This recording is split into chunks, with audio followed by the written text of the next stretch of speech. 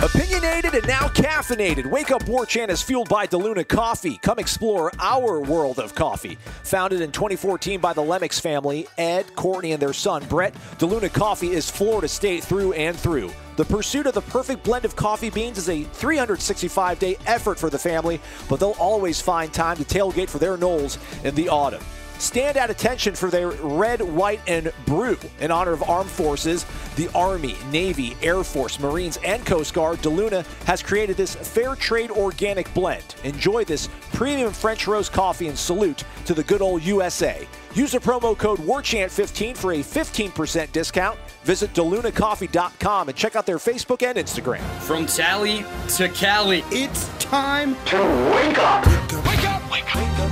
Warchant.com is your ultimate Seminole sports source. And this is Wake Up Warchant, fueled by DeLuna Coffee. Coffee's for closers only. Now here's Warchant.com's Aslan Hajavandi and Corey Clark.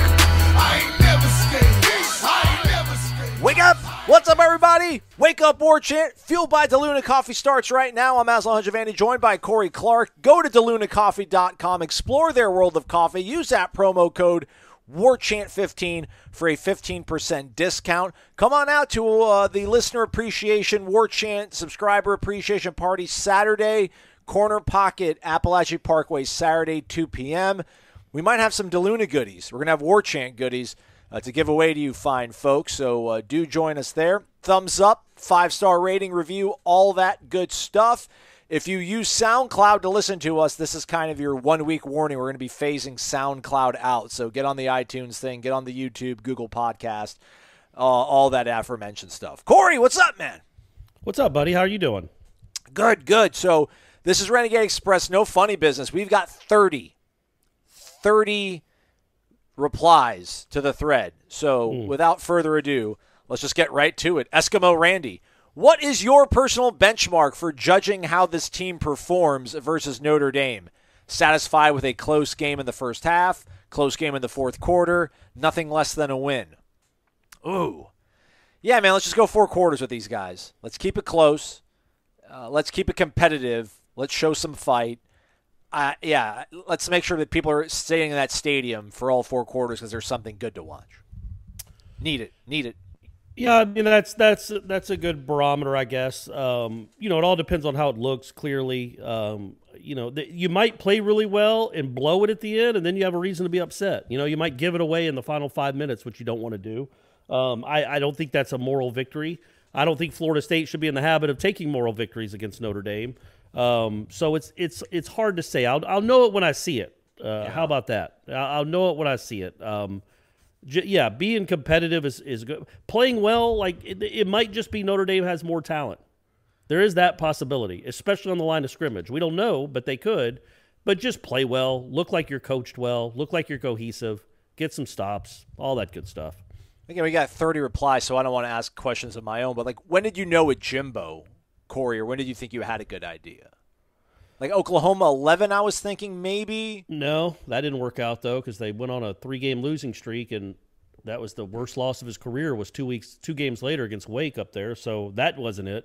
In theory, you're like, yeah, man, they competed really well. Think about that game last year in Norman. And that's what I'm saying. So I don't know how much you can judge from one game. You can't. That's what sucks, man. Yeah. We're so excited for this, and we're putting so much emphasis on it, but again, I don't really think we'll know all that much. I mean, we'll have a good feeling of maybe how the season's going to go, but we don't know if this ultimately is the guy, if this is all going to work out in 2 or 3 years, anything like that. I don't think so. Yeah, and it would be crazy to think a game could tell you that anyway, because think of all the people that wanted to kick Jimbo to the curb after the Wake Forest game in 11. Right, it's a 3-game losing streak. He had a 500 record against D1 opponents. Yeah, and it worked out all right. Ira Brofell says, "Wake up." Thanks for all the great content and keeping us fanatics satiated. It's been a fun off-season and preseason, and you guys have worked your butts off, keeping us in the loop. The recent fall camp wrap-up revealed Corey thought Devontre Richardson would be the next Charlie Ward, and that Ira thinks Jordan Travis might be the next Charlie Ward. But who on this roster is the next Devontre Richardson? Don't answer that, he says. Real question. Fill in the blank. FSU beats Notre Dame if... Just looking for one main thing you think has to swing our way. They get a special teams touchdown. You think that? I was going to say win the turnover battle. Okay. That's a pretty easy one to take. By the way, Devontae Richardson. Did I tell you guys this already? That he's now a coach on my son's little league travel ball program up in Georgia. Yeah, up in the Beaufort area. Devontae Richardson's helping out with the 10U team.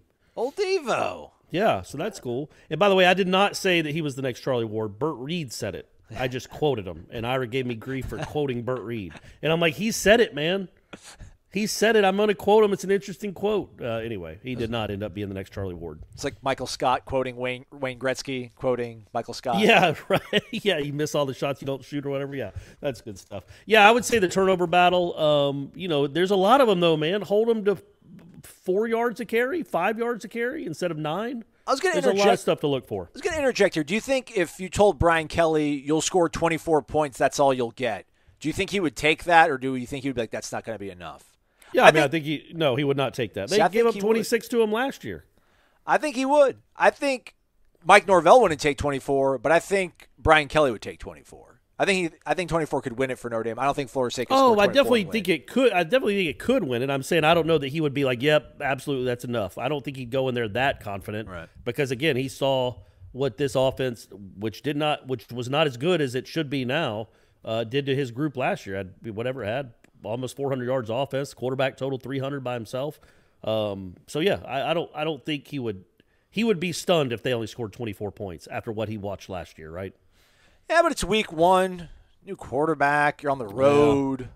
Yeah. He's thinking they're going to come down here and run for 300 yards. Why wouldn't he?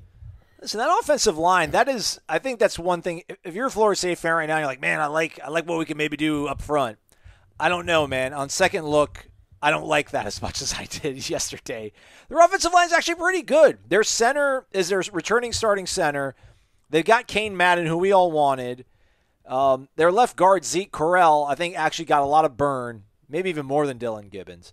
They do start a true freshman at left tackle. I mean, true freshman, this kid Blake Fisher. And then their right tackle, Josh Lugg, is a guy that I think came into 2020 one of the top-rated pass blockers according to Pro Football Focus. Think he got hurt, but apparently he's transformed his body, maybe the way that Dennis Briggs has. So, I mean, they got 2 guys back, one guy who played a lot, and then a guy who was an All-American that we desperately wanted. So, they're going to be fine doing that, man. Yeah, it's Notre Dame, right? I hope nobody was thinking that Notre Dame's offensive line was going to be a weak point or bad. It's just different, and they have known these guys have ever played together in the moment. Yeah. There's something to be said for continuity and senior leadership and experience in the moment.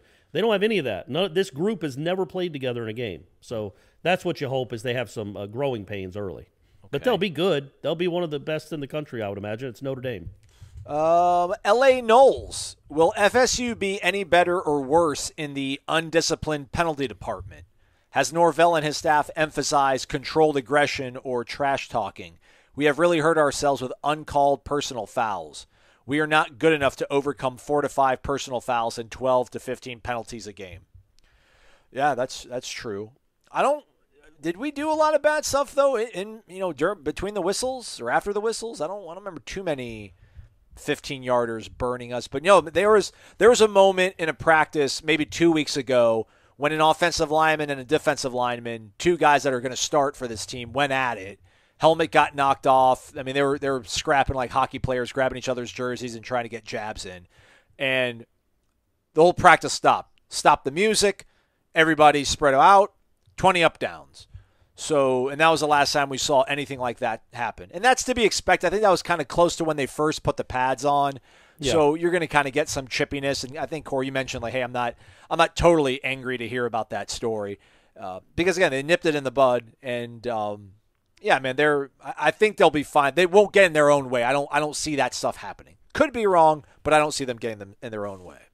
Agree. I don't think it shouldn't be a huge problem. It's always going to be every team in the country gets personal fouls. That's just going to happen. The dumb ones is the one you want to stay away from. And the season did not go well at all last year. But what was Dante's the only one that had just a really memorable dumb personal foul? Yeah, and I don't even remember that one. You have to constantly remind me about it. It was the one against North Carolina. Yeah. The problem we had last year that I wrote about and talked about ad nauseum was you had a safety who dropped a wide open interception, hit right off his chest, didn't go and make a play, and then stands up and does the incomplete sign. That's what almost more so. I know penalties hurt more than that, but that's the stuff you got to get chiseled out of this program, man. And you hope that stuff isn't around anymore. Island Chief, with all the change this year, especially Comcast broadcasting decisions, what change will reverberate through this season and going forward? I think there's multiple questions, so I want to stop there. There's another question, but I don't think it ties into that one. I don't know, Comcast, did I miss an inside joke? I guess NIL, right? I mean, that's going to be the biggest change that's going to reverberate, right? Well, yeah, 100%. You start thinking about setting up, Norvell working with, and I'm not saying this is below, this is underhanded. Norvell working with local businesses to figure out what he can pitch to recruits when they're asking you about that subject. Travis, yeah, you'll have a car dealership the day you become a student, or whatever you have to do. I think that's something that all these coaches really have to take into account now. It's a weird deal. It's odd. I'm not going to say it isn't. It's going to take some getting used to, but that's the game changer. The portal, to a certain extent, obviously ACC Network maybe beat on Comcast would be nice, but I think it's the NIL stuff that's it's just such a bizarre landscape. We have no idea how it's going to work. I would say second place OU and Texas going to the SEC, because that's going to create this whole domino effect. Whether the alliance is the end of it all, yeah, I don't that's think true. it is. Yeah, That's you're right. obviously a big deal here. Second question: which will we be better at, blocking or tackling? Ooh, that's all. That's what Bobby said. It's all about. Can you block? Can you tackle? I don't blocking. I think so. Yeah, I don't know that depth chart. I don't think that offensive line is. I don't know. I'll give $100 to Gator Kirk's favorite charity if those 5 guys play those 5 roles on the first offensive snap of the season. But they've got guys that are going to be improved. So I would say blocking will be the better. And it's a lot of experience. All those guys, they have on the 2 deep, because Bayvion's listed at 2 different positions as the second team guy. But so you've got 9 guys on the 2 deep. Only one, Lloyd Willis, is the only one that I think hasn't started multiple games in his college career. So that's a good thing, man. You have guys like Dante Lucas are listed as backups. Guys like Brady Scott are listed as backups.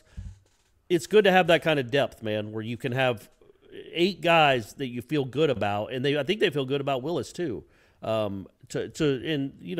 To give you some experience where you're not just going in hoping, oh gosh, we have if one of these guys gets hurt, we have no answer. They got some guys that they can plug in that have played before. Not Walter Jones's, but they can play a little bit. I pose a question to everybody in the thread about what's your irrational hope, what's your irrational fear maybe of this season. Island Chief's hope, he doesn't think any of his hopes or fears are irrational, but he says his hope is the coaching staff exceeds his expectations. His fear is they do not. So we go to Gator Kirk, who says, wake up, gentlemen. Thank you to the entire Warchant staff for all the coverage this past year. My irrational fear is that the defense performs like they did last season. My irrational hope is being too optimistic about the number of wins. Over 6 will be gravy. Yeah, that's a great mindset, Gator. I also don't think there's anything irrational wondering about the defense. You know what I mean? There's nothing irrational about it. We can tell you what we've seen, and we know there are different names out there, and I think they're going to be better because you, as we rightly ask, how could they be worse? But there's no irrational fear to think that, okay, they're not going to take – maybe instead of 109, they're 101. Well, that still ain't going to win you any games. It's still going to be gross to watch. So what kind of step that they can take? I don't think it's irrational at all to wonder that, because until we see on Sunday night, we really have no idea how good or bad this defense is. There was a group chat where somebody said, oh, I didn't see this one guy on the depth chart. What a good sign. And then I had to correct them and be like, no, he's in there. He's actually starting. Yeah, so well, hey. That's for some people how it comes to the defense. Gator asks, do you get giddy like a kid at Christmas before the first game of the season? Go Noles. I can't remember the last time I did. Maybe 16? Yeah, that Ole Miss game I was stoked for. I was really excited. Well, actually, no, Alabama game 17. But I had to cover that for work, so I couldn't get, drunk beforehand, really, the honest answer. But working the job again, it just makes things you enjoy and experience the game through a different prism than you do being a fan. So the loving feeling is no longer there, I'll be honest. But I'm excited for football to be here, though. And I don't even know if it's because of my age or my job or just because of the sport being so different that I don't get as giddy as I used to. Buddy, when I was a teenager and even into college, post-college, man, I was excited as possibly could be. Now, Florida State was the best program in the country. That probably helped your excitement. They weren't coming off a 3-6 season any time in my lifetime. But I don't know if I'll ever be. There's no way I'll ever be as giddy. I don't even get giddy about anything. I'm trying to think of things I get giddy about. I don't know. Seeing Stephanie after a week away from her. There you go. That's a great answer, Aslan. I'm gonna sign off. I'm gonna co-sign that. I was gonna say something about Brady, but you're right. Brady doesn't listen to this show nearly as much as Stephanie. So it's seeing Stephanie after a week away. Northwest Florida boy, NWFL boy. Would you be more surprised by an FSU win or a blowout loss? As always, go Noles. Blowout loss. Yeah, man, I'm really. But what do we define blowout loss? It was like last year versus Notre Dame a blowout. No, because you had a lead. They still had to play in the third quarter. That wasn't a blowout. I'm talking about like Louisville. Yes. That was a blowout. The second half of the Pitt game was unconscionable. That was a blowout. I think that. I don't know. I mean, things can get out of hand, man. Like you get down 14-3 or 21-3, and you start throwing more, and there's a pick six, and all of a sudden the route's on. That stuff can happen. It's football. It's sports. So I don't know. I really wouldn't be stunned either way. I wouldn't be stunned if this Florida State team beat Notre Dame. I also wouldn't be stunned if they lost 45-17. Yeah, but more surprised. What would be if we're sitting here Monday on the pod? Like, are you more surprised if we're talking about Notre Dame winning blowout. 42? Yeah, like if they win 42-17, that seems to me more of a far-fetched scenario than us talking about Florida State eking out a 27-24 win. And that's not even because I don't think Notre Dame's good or that Florida State's improved. It's just that I would be surprised because I guess I don't think Notre Dame's that good. I don't think they're going to be blowing out a lot of teams this year. It's the first game with a whole new offense, and I think Mike Norvell is a good coach and he's got a good staff. So I guess that would surprise me more. I guess if they got blown out. BG boy, competitive game. I guess maybe his answer. I don't know. I guess that's his hope. Competitive game. If they blow us out by halftime, like most of the games last year, fire Fuller immediately. Enough already. I guess. Well, yeah, I don't know. What do we say there, Corey? He could not make it through the season if things don't get better. To Corey's point earlier about if you go 109-101, I don't think that's a big enough step.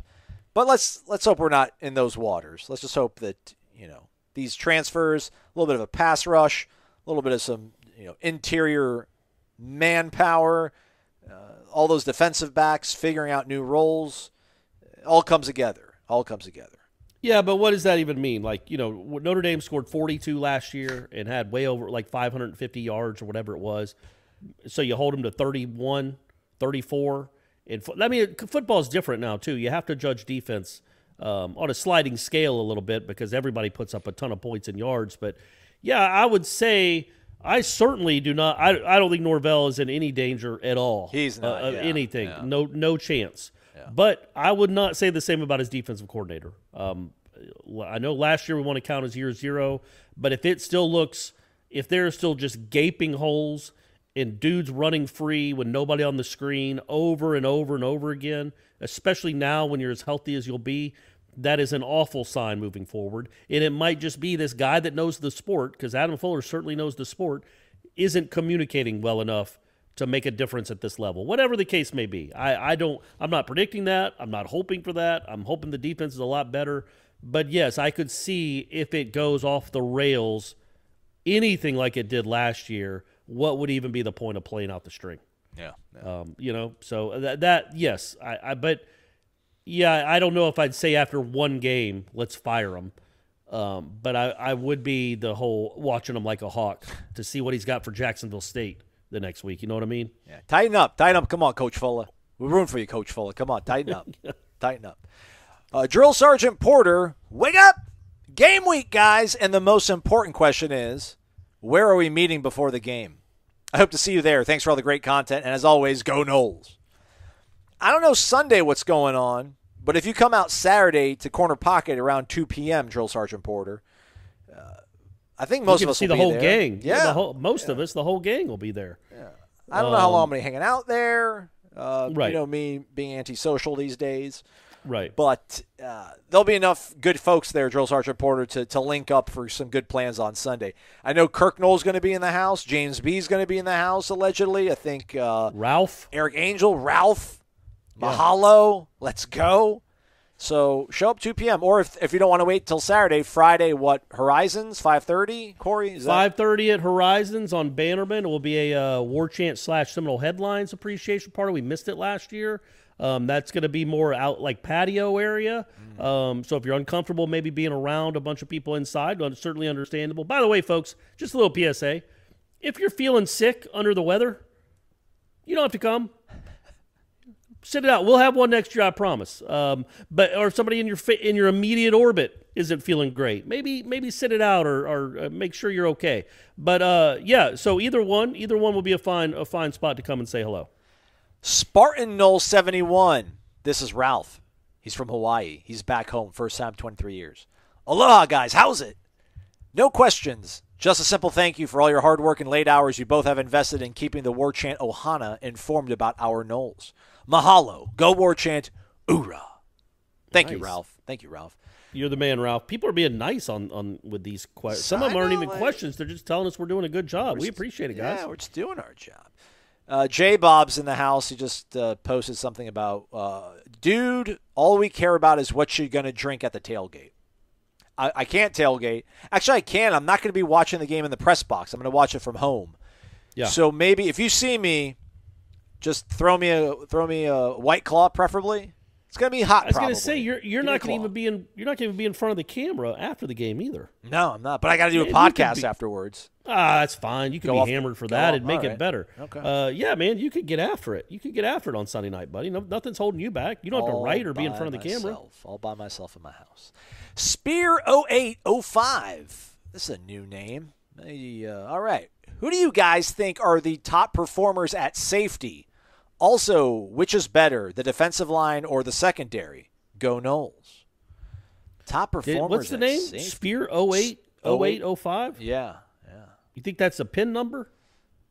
Absolutely. Or like a birthday? August 5th, Leo season? Yeah, definitely the pin number. Definitely. It's got to be one or the other. Probably the pin number, yeah. Or maybe he's a big Timmy Jernigan, Jameis Winston fan. Or, maybe Reggie Northrup. Maybe Dontavius Jackson. Yeah, good. That's probably more. That's actually probably more likely. We are D-Jack days away, y'all. Get ready. Get your mind That's right. crazy. We're here, buddy. We're here. We made it. I guess Akeem's been playing safety. He's listed as a starter on the depth chart at safety, so I guess you throw Akeem in there, and then you got Brendan Gant, Sidney Williams, and Shaheem are your other possible options. Yeah, that's a dicey area, that position. I would say that position, and then you look that one position. Like I think Akeem Dent, when healthy, it can be a college safety and make plays. Like I think he's proven that in the past. He was not good last year at corner. The year before, he was actually pretty darn good. He just couldn't catch, or he would have led the conference in interceptions. He was there to make plays. So let's hope that continues, or that reemerges in 2021. The other one, yeah, you're not nothing against our man Brendan Gant. Maybe he makes a big leap up, but even the guys behind him, Sidney Williams is very unknown. I think he played a lot, but I think he only played 1 or 2 games last year, maybe the Duke game. And then they had 3 weeks off before that, so I think he might have just played the Duke game. And he had like 8 tackles. He proved he could play. And then you got Shaheem Brown, who how high we are on him. Like he might, we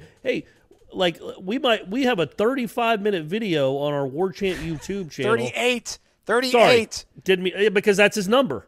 So we had to go 38. 38 minutes talking to Shaheem Brown's coach, Brian Allen, who was a former Florida State great and a national champion at linebacker. He's his high school coach. Ira and Michael Langston talked to him for 38 minutes I'll be honest, I haven't watched it yet. Is it all about Shaheem Brown? No, a lot of it's about, mostly about Shaheem, but there's a good amount about his sort of thoughts on Coach Norvell and what he's doing and what he's building. So that should probably tell you what we think of him. Like, there's no other media entity in the country that a second-string safety who was a 3-star recruit gets a 38-minute video with said recruit's head coach about how he got to Florida State. 38. Yep. But that's how good he's been, and that's how good I think he could end up being. But don't expect him to be a ball hawk, Sean Taylor, Ed Reed, Derek Gibson type player. Yeah, P. Watt in the very first game. So you don't have a lot of experience and a lot of production at those safety spots. It's a little bit of a we'll see how that works out. And then the linebackers is man, that's a lot of guys that haven't proven anything. He didn't ask about linebackers. I know, but I'm just saying. Where do you think Florida State's better equipped at then, Corey? Defensive line or secondary? Secondary, even though I said that, you've got a lot of guys that have played a lot, and I think there's depth and experience there. Interchangeability, diversity, yes, they versatility. can play different positions if they have to. And then defensive line, I love those first 5. Yes. The guys after that, no idea. They might be awful. They might be okay. They might end up being serviceable to good. We have no idea about any of those guys past the first 5. Yeah, I'm worried about Notre Dame just trying to run the ball and set up play action and just keeping it simple, but just being able to win that kind of war of attrition up front because Florida State just doesn't have a lot of proven. I mean, they don't have proven depth. They don't have depth behind those 5 guys. It's crazy. Like, looking at the secondary, if you told me Travis Shea was going to play safety and then like Jarian Jones was full go this entire that's a weird thing. I think or not a weird thing, but something to maybe keep an eye on. They got Travis Shea or Jarian, and then you got Brownlee and Miko at the other cornerback spot. Miko might be your best cover corner. Travis is just a great competitor. That's why they put him at cornerback. But, man, if Jarian can get right, I think you'd put Jones and Dotson are your top cornerbacks, and you bring Brownlee in some spots, and then you could have Jay playing safety with Akeem or Renardo. I don't know how it's all going to pan out, but to that point, you can move those guys around and maybe find something. But the way it's written right now on this depth chart, I much feel better about the defensive line. Yeah, okay, there you go. Fair. Thanks, Corey. Appreciate that. Let's keep it moving. Warpath Noel, wake up for Notre Dame week. Here we go. He's got 3 questions. Over under 6 wins. You're doing it wrong. You got to put 5.5. I would take the over. I would take a push at 6. I would take a push at 6. I would not bet that. Yes. Who do you think could be the biggest surprise this season?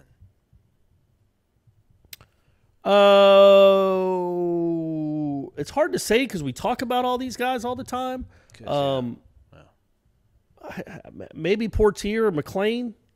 But is McLean a surprise if he has a nice year? Right. Ward fits. Yeah. I will say this. I think there's a chance that the rest of the country does not know anything about, really, why would they, Lawrence Toafili. And they might in 6 weeks. Like, I think he's a kid that'll get some carries, will make some catches, could be a guy that has 80 to 100 yards of total offense every game in one capacity or another. I think he's a guy that might be a surprise nationally, but not to us, because we've been telling you about that guy forever. Yeah, I do wonder what everybody's expectations are for guys and players, and then where they're going to kind of pivot off that.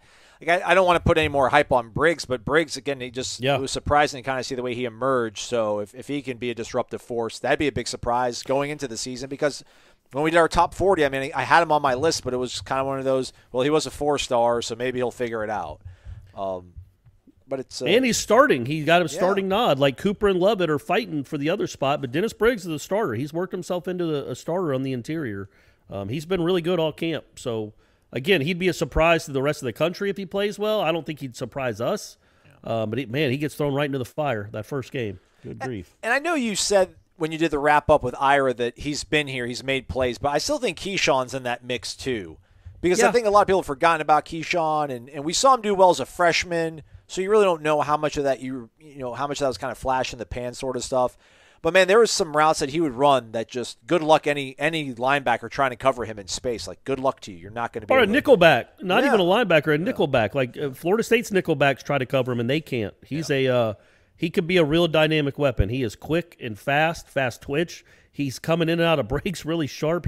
I wrote that on Monday doing the analysis of the depth chart, and I think he might have been, from start to finish, probably the most consistent player on the offense.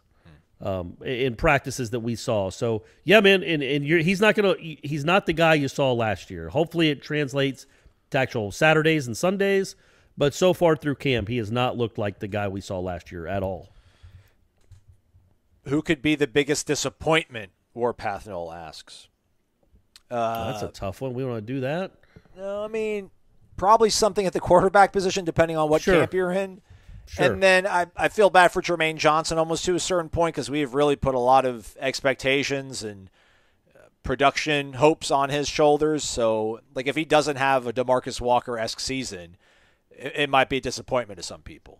So, but Brian Burns was a disappointment to some people. Yeah, that's all. Yeah, we got a lot of grief those first few weeks of that season after we said how much he'd been dominating in camp. He ended up being a first-round pick. He's pretty good. Like, I think part of this fan base, when you're a defensive end, you have to have a Renard Wilson, Peter Boulware, DeMarcus Walker type season, or they're going to think you're a bust and a disappointment. Now, you could say, well, Corey, weren't you like that with Kando? He had 0 sacks, folks. So we're going to have a little more – you're hoping for a little more production, but he might not be a guy that gets a sack a game. That's really hard to do. There's, 8 people in the country that do that. So he might not be that dude, but he's a guy that can constantly get in the backfield and wreak a little bit of havoc. That's certainly better than what you had last year. I think Briggs broke the stone the other day, which is what they let Kando do before the Georgia Tech game. So we'll see if that's our version of the Madden curse. Break it, DB Jr. Break it. This comes from Bjorn Werner's Schnitzel. Always good to wake up to the smell of DeLuna coffee. Good morning, gentlemen. First time posting. I'm very excited with what I have been hearing from Warchant on Coach Norvell's first real offseason. I just finished the article Austin Cox wrote about the Holy Cross transfer on the scout team, Joe Lang. Coach even has a scout team fired up to play. What more could you ask for? I think of how much better the run game looked last season compared to 18 and 19, and that was with an iffy tight end unit. This year we have Jordan Wilson and 20-pound heavier tight ends across the board. That bonus to the run blocking and play-action pass game could help our quarterbacks immensely and could become the springboard for a 7+ win season. That's fair. That's a better way of marketing Jordan Wilson to me than everybody just being like, yeah, he's big, help out the run game. Play action game, that could be something. My fear is that it will all happen again. The defensive line somehow loses 3 NFL caliber players, and what if the O-line gets hit with injuries again? We were excited going into the Boise game, too. A normal season would be a huge success for the country. Last year was good for one thing, transfers. The portal has gone crazy, and FSU made the most of it. The roster wouldn't cut it, so we became a mercenary outfit. We have so many new transfers. Using the Holy Cross kid as an example, we've even got transfer scout teamers. I see a low floor, high ceiling. We truly are an X-Factor team. Continuing, which quarterback gives our running backs a better chance for success? Jordan Travis is a running threat on his own and draws attention in the option game, but makes the offense a little more one-dimensional. Milton's play-action threats could make the defense respect the pass and prevent defenses from teeing up on the run. Running backs are all primed for a breakout year. I see both quarterbacks assisting the run game in different ways. I like the Milton aspect to that. But both give you something. I mean, you outlined it, Bjorn Werner Schnitzel. So both of them are going to help out that run game immensely with their skill set. I think Jordan helps it much more. Again, it just helps the run game in general much more because you have to devote somebody to him, man. Your defensive end can't go down the line on what he thinks is a handoff because he has to stay home or Jordan Travis might run for 60 yards. So he changes everything. The pursuit, what the linebackers do, what the defensive linemen do, how much you trust your eyes, what the linemen are doing, do you believe it? All that stuff, you remember we always talked about Blackman and Francois running the zone read. They never kept it. Right. There was nothing to it. They never kept it. This guy keeps it. because this guy's as good as runner as any of them. So no, I think he will help. He will help those guys a lot because I think it frees up at least one more spot in the box where somebody has to devote all their attention to number 13 if he's out there. Notre Dame especially will, because the guy ran for 100. And, take away the sacks, he ran for like 115 yards against them last year. So they definitely will be paying attention to him in the running game. And again, it's like having another weapon back there. But yeah, I get it with McKenzie too. But in the zone read play, on the actual zone reads, or even if it's not a zone read, but you make it look like a zone read, but you're always going to hand it to 9 or 0. You're not. It's not. Those defensive ends aren't going to need to stay at home as much with McKenzie Milton. Yeah, that linebacker will flow down the line quicker with McKenzie Milton than he would with Jordan Travis. Yeah, what plays against McKenzie with like even the RPO stuff? We can say, listen, the linebackers are going to crash down and put their focus on, maybe the running back or Jordan Travis, but when McKenzie can make them pay with the pass game, like let them come downhill, he'll just dink it right over them. I don't think the running backs on their own, I don't think are explosive enough. They're talented, they're good, they're all going to have roles to fill, but it's not like a Dalvin Cook to where even if the quarterback's not going to hold on to, he's going to hand it off to the ball, you're still scared as all hell about that running back touching the ball. But I think Notre Dame could live with McKenzie being the quarterback, trying to do RPO, read option stuff, and handing it off every time because they'll be able to trigger quick enough to limit the play. But I do think there's some aspect in there where if after 3 or 4 times of him doing that and they tell him, like, listen, McKenzie, they don't think you're going to run. He's brave enough to actually run and he could pop off a big play. But it'd be that kind of one-shot thing where Jordan Travis every single time gives you that ability. Yes. Quiet Warrior, gentlemen, it's game week. I am looking forward to and expecting a significant increase in the level of performance on the field in all phases of the game. Okay. The most disappointing thing I think I could see is more poor execution, blocking, tackling, penalties, etc. If we can just look like a well-coached team, that would be a start down the road back to prominence. Continues. Yeah, that's all. Yeah, absolutely. A popular topic of discussion over the last few years is what song should be played in Doak, soon to be Bobby Bowden Stadium, between the third and fourth quarters. Personally, I like the current song Eastbound and Down. It's catchy, fun, probably the song most associated with Burt Reynolds. I once suggested Mama Told Me Not to Come, the signature song of Burt's last big hit, Boogie Nights. For some reason, you guys didn't meet that suggestion with the same enthusiasm. Gentlemen, what would be your picks for this song? So does it have to be associated with Burt Reynolds? No, because it doesn't have to. But it's a good tie-in. But I know. What about Must Be the Money? Little Dion. Ooh. Back into Dion's. He's probably your most notable football alumni that was a football player. And he had a hit. He had a hit as a. Well, he didn't rap on that, did he? So I'm not going to call him a rapper. He had a hit in the mid '90s as a musical artist. He's a rapper. I mean, he wasn't a soul singer. He was an R&B singer. He rapped. Well, I mean, he didn't have a great flow, I didn't think. No offense, Dion. I know you listen to this. Source didn't give him 5 mics. The Source magazine, right. No 5 mics for him. So, Must Be the Money's not a bad one. Maybe if you're doing Burt Reynolds songs, I think I might have said this before, but the Deliverance theme, that's a really good Burt Reynolds movie, and people love that, man. You really get into the banjo part. Don't think about what happens later on down the river. But think about that moment where they're all clapping and dancing and that little weird-looking kid is playing the banjo. That's a good moment. If it's going to stay Burt Reynolds, though, let's be honest, it's got to be the Smoking the Bandit theme. Yeah. Can't be anything else. I don't know if we have the capability, but if we could kill the lights, I would do that song that I've mentioned a few times that no one knows, and it's fine. It's called It's Far Better to Learn by a band called Seosin. It instantly just makes me want to hurt people. But, like, not in a destructive, violent way, but just, Comfortably Numb. If this thing doesn't pick up soon, Norvell, we're just going to start playing Comfortably Numb, buddy. Yeah, if they're winning or losing going to the fourth quarter, there should be a song if they're winning. There should be a song if they're losing. And it shouldn't be Don't Stop Believing if they're losing. Like, never play that song ever at a sporting event. It's like, I get it. They did it the one time because of Burt. And also Florida did it with Petty when he died. But Petty, that song actually fits a football theme. You know what I mean? Won't back down. Yeah. It's going into the fourth quarter. It's their favorite son, great musician, which is what he's known for. Burt wasn't a musician. So you're playing a song from a movie that's 40-something years old, And cool song, catchy song, but it doesn't really sometimes fit with the it doesn't fit at all with the football motto. So that's if you're gonna do that where you always have the same song. I mean, I'm all for just the marching chiefs playing. Yeah, I'm old school like that. Not bad. M. Adams CZ. It's Mark in Naples, y'all. Wake up! Don't have much to say this week except I'll be there. We're beating Notre Dame. It's a new era, and I'm buying you boys drinks to celebrate the victory and all the hard work you do. Let's go. Let's do this. Why not us? Why not now? It ain't their time. No, it's our time. Yeah, it ain't Notre Dame's time. It hadn't been their time in 33 years. Lou Holtz was in his 30s.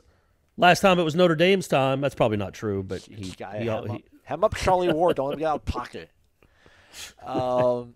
Thank you, Mark. Hope to see you Saturday, 2 p.m. with your son, I think, at Corner Pocket. Or 5:30 at Horizons if you want to hang out. Yeah, you need to be there, man. If you're in town, you need to at least stop by for a few minutes. In fact, we'll mention this again on our live show. I assume we're doing a live show this week, right? Oh, yeah. We're going to try to get a table for the pillars. Oh, yeah.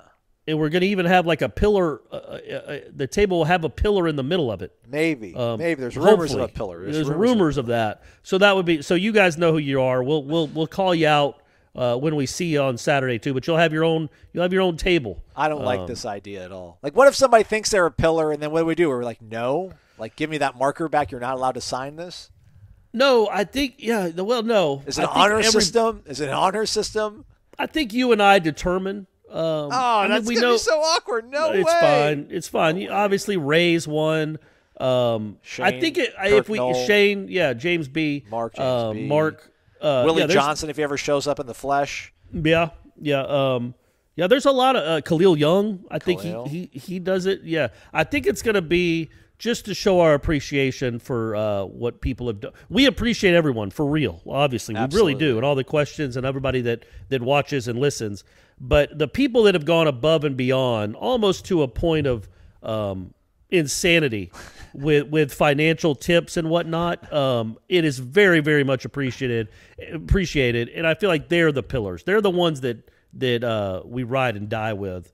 But that, it's like when you go to a music festival and you want a VIP pass.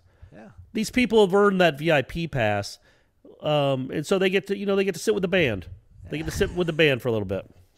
Seminole Glory Days. Here we go. That's like the 17th one, Core. We're 17 deep. Only 13 more to go. Oh, man. Do you think Mackenzie Milton will get 10 or more snaps against Notre Dame? You can answer this one. Nothing to do with whether or not he's practicing. IMUIA. It's Mackenzie until it ain't. 10 or more snaps. We can't answer it right now today. I'm not answering that. We can't answer it today. We'll come back to you Friday, though. I promise. Yeah, we'll talk about it. And also maybe if you want to think about, well, why that's weird. Why can't they answer that? Lastly, will my Tennessee waltz be a celebratory one or a waltz where I'm drowning my sorrows? No moral victories in my book for keeping it close. We'll talk about that Friday. Let's see how they look in practice. Let me see how they look in practice. Let me gather some more reconnaissance, some more intel, then we'll answer those questions for you. I will say, it's not. I agree. I'm starting to get on that page too. Like you want to see improvement, and I think I don't think if they lose 31-30 or 30-22 or something, like Nebraska did to Illinois, that you necessarily have to feel good about that game. You're allowed to be upset and angry. I don't think Florida State fans should ever be like, hey man, they showed some improvement. That's good enough for me. Let's go get drunk and celebrate a close loss. That's not this fan base. That's not ever going to happen. It should not ever happen. And if it does, you've got a huge problem. You can still feel pretty good about the season ahead and your coach and what he's doing with the program, bringing it back from the ashes. But at the same time, not be happy or okay with the loss, even if it's a close one. Because Notre Dame ain't Alabama. They're not unbeatable. It doesn't take a miracle to hang close with these guys. So, I guess that's my spiel on that. SB Noles says the correct answer to the song to play goes from the Corey Clark playbook, the fourth quarter fanfare, which is the best thing the Chiefs play and possibly the best fourth quarter tradition in college football. Agreed. So there we go. Agreed. Japanole, I think it's Japan Nole. It's J-A, I know. Clarify that for us, friend. Wake up! What's up, gentlemen? Thanks for keeping us entertained throughout the offseason. You guys rock. More of an observation here than a question. As we roll into the season this year and we're all wondering how much better the team might or might not be, let's take a minute to recall back to some of the things we were hoping for as we entered seasons in the not-too-distant past. Like, maybe the defensive backs will learn to pattern match this year. Maybe coaching with one coach short will work out all right. Yeah. Maybe they'll remember to keep 11 on the field this year. Or maybe our quarterback will be able to keep his composure on the sideline and stay healthy for the season because all we've got is this lefty. And God knows, let's hope they stay hydrated was a phrase we were all muttering to ourselves. We may not be headed for a season for the ages, but at least this is not the kind of stuff we have to worry about anymore. Not trying to be a Willie hater here, just keeping it real. I think we've got bigger and better things to worry about this year. We may not have the horses we need yet, but I think it's undeniable that we're headed for better things. What say you? Go Noles. Yeah, those are all very, very astute points about what you have this year that maybe you didn't have in the last few years. Yeah, sure. I agree with that. We don't need to pile dirt on Willie, but that was not a great run. And there were a lot of things that, looking back, or even in the moment with some of them, like the Blackman thing with me with against not UTEP, they were out in El Paso but playing Arizona State. When he melted down on the sidelines, not in a Jimbo meltdown where he's screaming and going red, but like literally like can't be consoled, inconsolable. That to me would have been the time. All right, this isn't working. But you know, we got a new coach, and the coach was going to work with him. So you just think about. I made this point in Pensacola. I've made on this show before. Where you are quarterback wise, no matter who starts, no matter who plays more or less than 10 snaps, you've got everybody in that room besides walk-on Geno English has started a college football game. Some have actually played well in college football games. One dude almost has 10,000 yards of offense. You think about that compared to where you were last year, where you had James Blackman, whose last game he looked like in the bowl game, he looked like, I don't know, a kid that just saw his puppy get run over. Like he could not be consoled. And that's a sad moment in all our lives. We all deal with losing pets. That's what he looked like on the sideline of a college football game. And he was your only option going into the Georgia Tech game. Chubba Purdy couldn't play. Jordan Travis hadn't practiced at all. Tate Rodemaker was a true freshman. Your only option was James Blackman. Seems like a good kid. Sure, he was not a good quarterback for this program. Nobody can argue that. He didn't have maybe the right mentality to be a leader because he cared too much, I guess. I don't know. But now look at where you are. You got 3 to 4 guys that you feel pretty comfortable about. The room is better, and you've been around all these guys for another year. Let's see what it looks like. Just score 4 touchdowns. You know what I mean, Aslan? Yeah. I'm not asking for 6. I don't think they're going to get in the 50s. Score 3 to 4 touchdowns, look cohesive, put some points on the board, be exciting, make some plays, and give us something to build on. Old Dad's a Nole. Wake up from the new homestead, Douglas, Georgia. Never been here in my life, but closing on a house in 2 weeks, like most people, work dictates your life. Sure did enjoy Navarre Beach the last year, and will miss no state income tax, but cheers to new beginnings. Think you got a Zaxby's up there, though, so check out the Zaxby's in Douglas, Georgia. That's right, you do. Quick note to Aslan, you mentioned when Coach Bowden, quote, remembered the players' names. There was a time when the Sunday staple, the Bobby Bowden Show, was not only known for great moments in Florida State history, but I remember Coach not only calling every player by name, but saying things like, I saw his mama at the game, or that was Stan Shiver from Tifton making that tackle. Always impressed how dialed in he was with players and family, but aging gets us all. This is the last chance to ask a non-FSU question, so I'll pivot for a second and ask Corey, what's his thoughts on his dogs? We all were taken aback a tad when we saw 5.5 wins for FSU, but as our brains overtook our emotions, it's safe to say that's a good number. Well, Georgia, with all the yearly hype, is sitting at 10.5? What? I didn't see Clemson being favored, but who else on that schedule is beating them if Clemson does? I'd call that a bad season if they go under that number. Thoughts? Love you guys, Old Dad. Well, I will say this: I don't trust any offense where Kirby Smart is the coach. I think they're gonna keep teams in games because of the way they run an offense. The way he calls an offense is predictable and cautious, as those offenses always are, no matter who the coordinator is. So yeah, they can have a team that they out talent be right. It was the thing we used to complain with Jimbo about. Like you have superior talent, but because you take a snap every 30 seconds.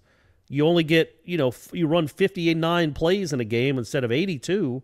That gives the other team a better chance to hang around. I think that's what you'll see with Georgia. I'm really interested in that game, though, by the way. I don't know. What is the line on that Georgia-Clemson game? I don't know. I can look it up. You don't have to. Look it up, Aslan. Look it up. Hey. I saw there was somebody at Pensacola that he said, I wish I could remember your name, man. I'm sorry. He said that he and his girlfriend and his friend were out one night late, like on a weekend, and they called the number and left you a message that just said, look it up, Aslan, look it up. Do you remember that at all? Does that ring a bell? I remember somebody posting a video from a bar. Maybe that was it. Okay, I thought he said he called and let the number and left a message, but yeah, they posted a video. That could have happened as well. 3.5-point favorite I see on one website. Clemson, 3.5-point favorite over the Dogs.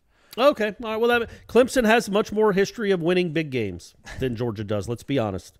Maybe that changes. Maybe it doesn't. I would never say that. I don't like to wear my allegiances, and I'm not a huge Georgia fan. I know I went there, but I don't live and die with them. But it'd be cool if Dabo lost.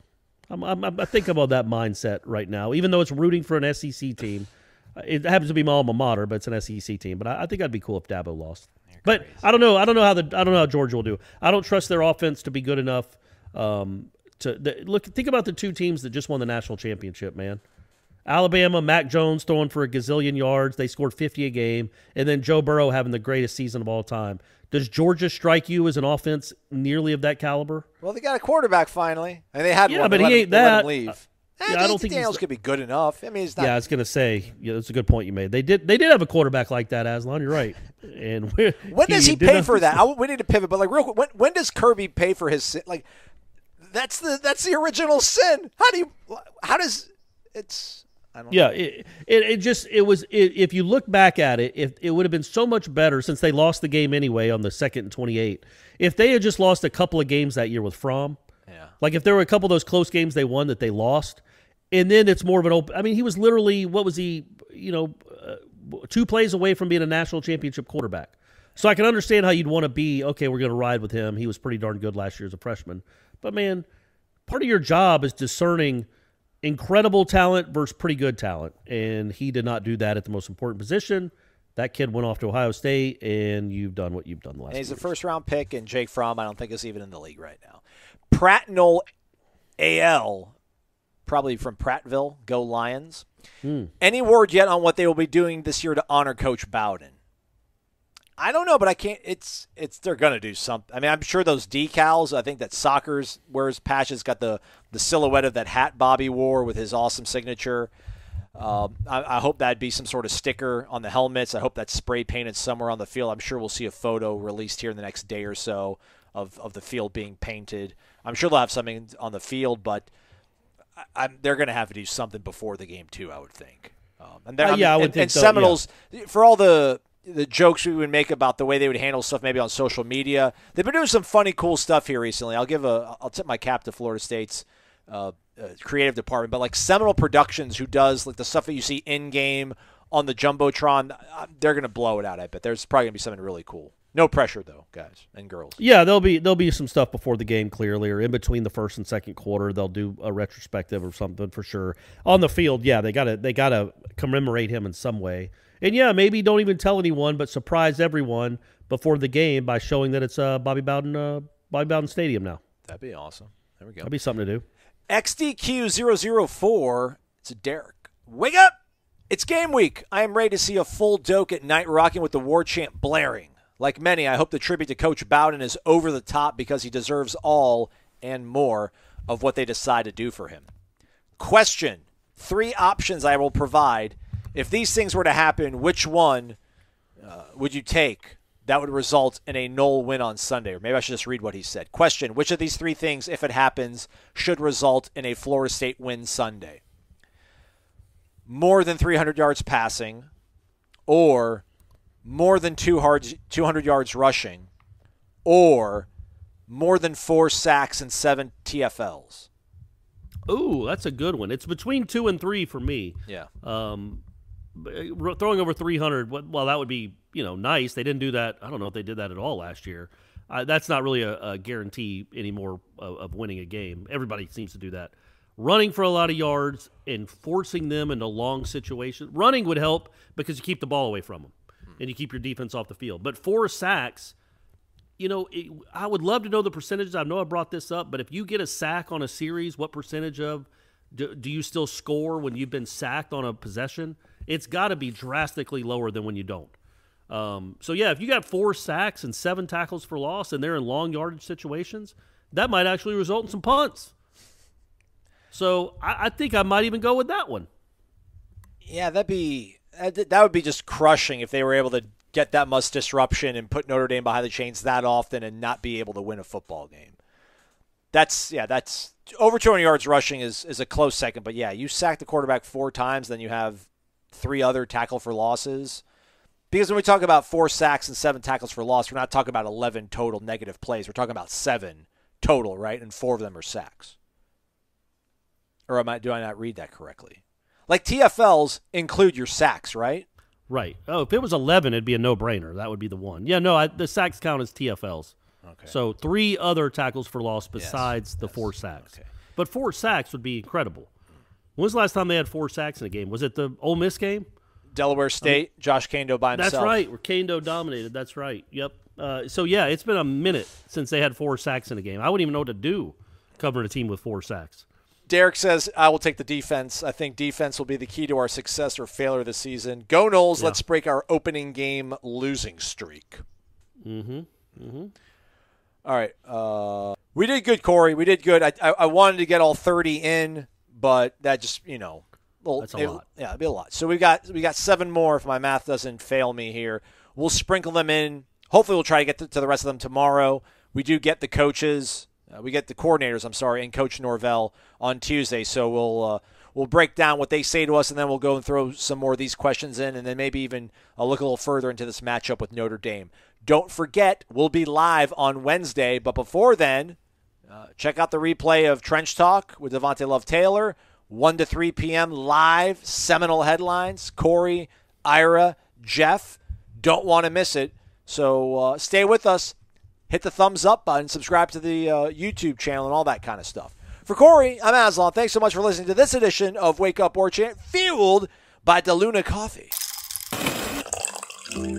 Come explore our world of coffee. DeLuna Coffee features over 24 different blends. DeLuna's unique roasts can be delivered ground finely for drip coffee makers, coarse for the craft crowd, untouched as a whole bean, or even in convenient K-Cups. Founded in 2014 by the Lemmix family, Ed and Brett are FSU alums and boosters who are extending a special offer to all listeners. Use the promo code WARCHANT15 for a 15% discount. Visit DeLunaCoffee.com and check out their Facebook and Instagram.